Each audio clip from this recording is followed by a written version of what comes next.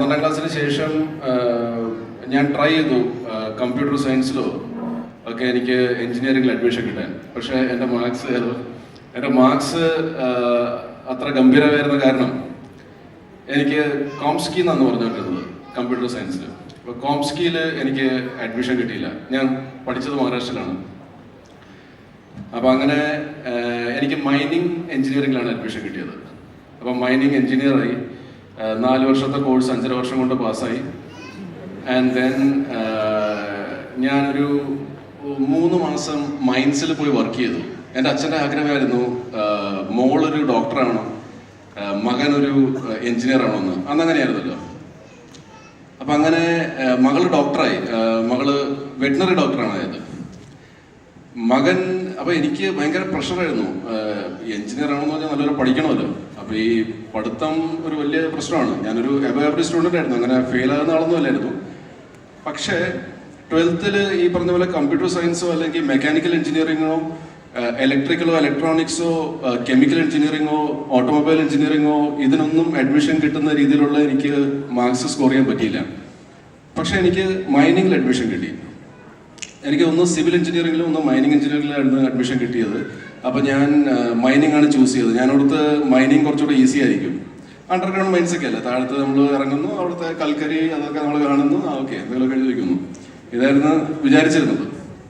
അങ്ങനെ എഞ്ചിനീയറിംഗിന് അഡ്മിഷൻ കിട്ടിയപ്പോഴാണ് മനസ്സിലായത് എഞ്ചിനീയറിംഗ് അത്ര ഈസി അല്ലെന്ന്. അതുകൊണ്ട് ഒരു 5 വർഷം എടുത്ത് ഞാൻ വളരെ സാവകാശത്തോടുകൂടി ഞാൻ പഠിച്ചു, പാസ്സായി. 3 മാസം മൈൻസിൽ ഞാൻ റാഞ്ചിയിലായിരുന്നു. ഒന്ന് ബീഹാറിൽ ആയിരുന്നു റാഞ്ചി, ഇന്നിപ്പോൾ ജാർഖണ്ഡ് ക്യാപിറ്റലാണ്. റാഞ്ചിയിൽ എനിക്ക് ജോലി കിട്ടി ജൂനിയർ എഞ്ചിനീയർ ട്രെയിനി ആയിട്ട് മൈൻസിൽ. 3 മാസം കൊണ്ട് എനിക്ക് മതിയായി.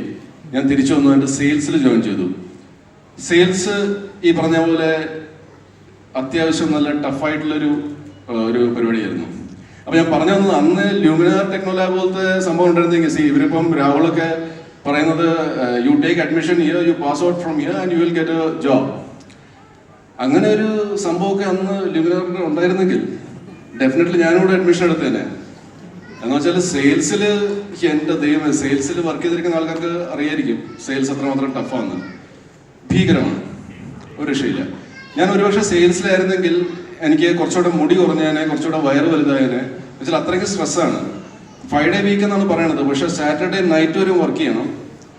പക്ഷേ സാറ്റർഡേ നമുക്ക് ഒരു കാര്യമുള്ളൂ, ക്യാഷ്വൽ വെയറിൽ പോവാം. അതായത് ഷോർട്ട്സ് ഒക്കെ ഇട്ടുകൊണ്ട് നമുക്ക് ഓഫീസിൽ പോവാം. അത് മാത്രം ഒരു ചേഞ്ചാണ്. പക്ഷെ അതുകൊണ്ട് കാര്യമില്ലല്ലോ, തലയിൽ മൊത്തം സ്ട്രെസ്സാണ്.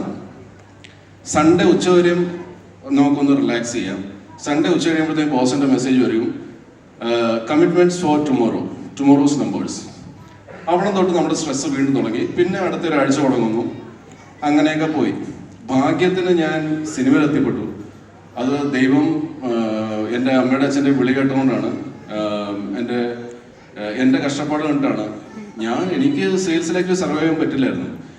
ഞാൻ സിനിമയിൽ വന്നില്ലായിരുന്നെങ്കിൽ ഒരു പക്ഷേ ഞാൻ വാഷൗട്ടായി പോയത്. എന്ത് ചെയ്യുമെന്നറിയില്ല. പക്ഷേ സിനിമ വന്നപ്പോഴത്തേക്കുള്ള കുഴപ്പമെന്ന് വെച്ചാൽ സിനിമയിലും വന്നു, പക്ഷെ സിനിമ ഇല്ലാണ്ടായി, സിനിമ കിട്ടുന്നില്ല. പക്ഷെ അൾട്ടിമേറ്റ്ലി കുറച്ചൊക്കെ അഭിനയം ഇമ്പ്രൂവ് ആയി. അങ്ങനെ സിനിമകൾ കിട്ടി തുടങ്ങി. സോ എനിക്ക് കുറേ നല്ല ക്യാരക്ടേഴ്സും കിട്ടി.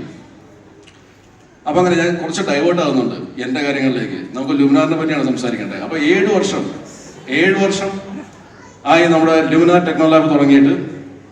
And it's A first time they are giving awards to all the alumni, അല്ലേ, all the students who were students, അല്ലേ. അപ്പൊ അങ്ങനെ ഒരു ഗുണം ഉണ്ടായേനെ നമുക്ക് ലൂമിനാറിൽ പഠിച്ചിരുന്നെങ്കിൽ, അല്ലേ. ഇപ്പൊ നമ്മുടെ കോളേജിൽ നിന്നും ആരും നമ്മളെ വിളിച്ച് ആദരിക്കുന്നൊന്നുമില്ല, ഒരാദരവും ഇല്ല. അപ്പം അത് നമ്മുടെ കോളേജിന്റെ ആൾക്കാരുടെ ഇത് പറയണം.